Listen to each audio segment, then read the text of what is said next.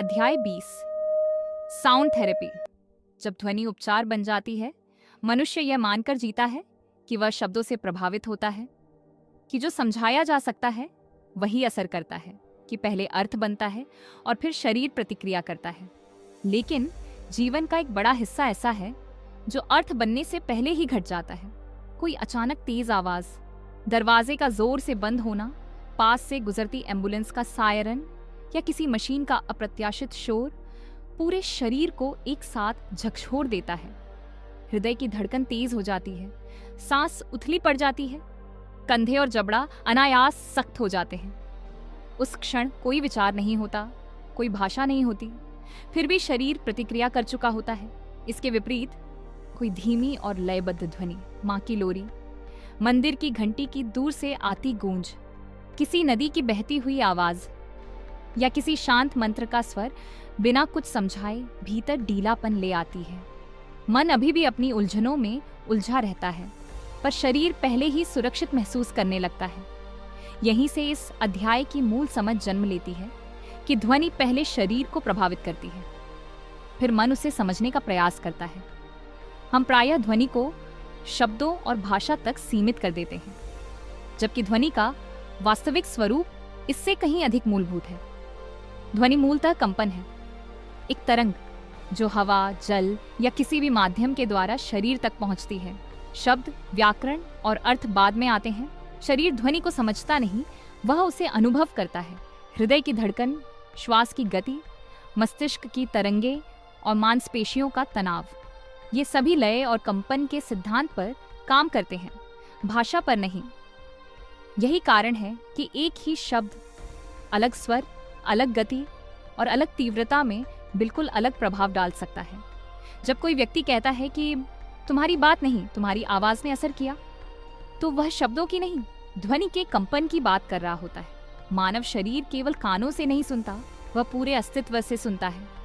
छाती में गूंजती हुई ध्वनि, पेट में महसूस होने वाली हल्की कंपन, सिर में उठती हुई प्रतिध्वनि, ये सब संकेत हैं कि ध्वनि सीधे शरीर की संरचना से संवाद कर रही है। हड्डियां, ऊतक और शरीर के भीतर मौजूद तरल पदार्थ सभी कंपन को आगे बढ़ाते हैं। इसी कारण कुछ आवाजें भीतर उतरती हुई लगती हैं और कुछ सिर पर सवार हो जाती हैं। ये केवल भावनात्मक अनुभूति नहीं, बल्कि शरीर की जैविक प्रतिक्रिया है। मानव तंत्र हर क्षण एक ही प्रश्न पूछता रहता है, क्या मैं सुरक्षित हूँ? ध्वनि इस प्रश्न का उत्तर देने में अत्यंत महत्वपूर्ण भूमिका निभाती है। तेज, अनियमित और अप्रत्याशित ध्वनियां शरीर को सतर्क अवस्था में ले जाती है।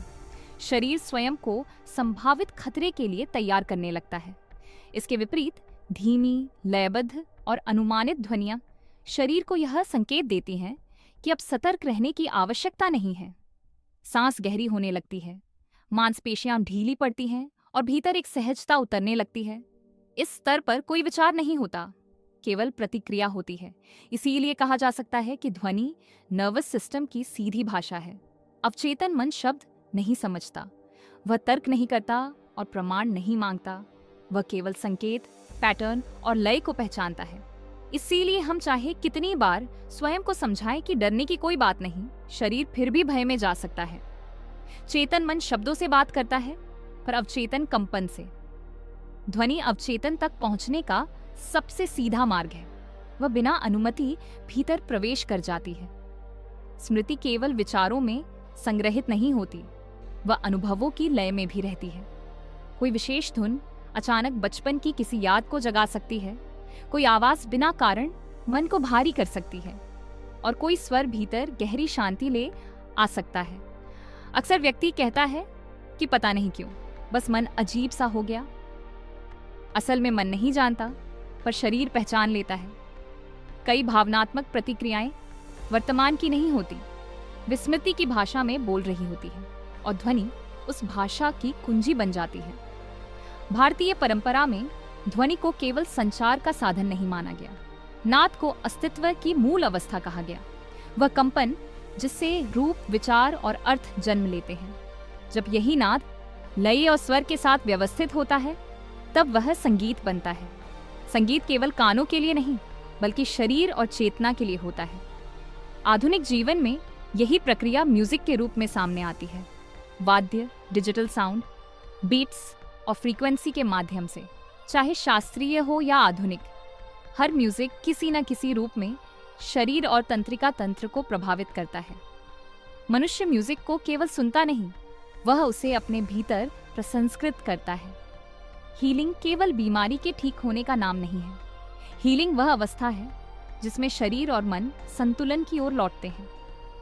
ध्वनि इस प्रक्रिया में इसलिए सहायक होती है क्योंकि वह शरीर को यह संकेत देती है कि अब लगातार अलर्ट रहने की आवश्यकता नहीं है, और जब शरीर ढीला पड़ता है तभी रिपेयर और रिकवरी की प्रक्रियाएं सहज रूप से शुरू होती हैं।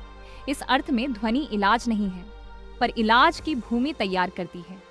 आज का मनुष्य ध्वनियों से घिरा है, पर लय से वंचित है। लगातार शोर तंत्रिका तंत्र को थका देता है। शरीर को विश्राम का स्पष्ट संकेत नहीं मिल पाता। यही कारण है कि नींद उथली हो जाती है, मन जल्दी थकता है और मौन असहज लगने लगता है। हमने सुनना सीख लिया है, पर ध्वनि की गुणवत्ता समझना भूल गए हैं। इस अध्याय में हम जानेंगे कि इसी म्यूजिक और ध्वनि को सजगता के साथ हीलिंग की दिशा में कैसे उपयोग किया जा सकता है। पूरी वीडियो देखने के लिए मिमडिस द मेडिसिन बुक ऑर्डर करें।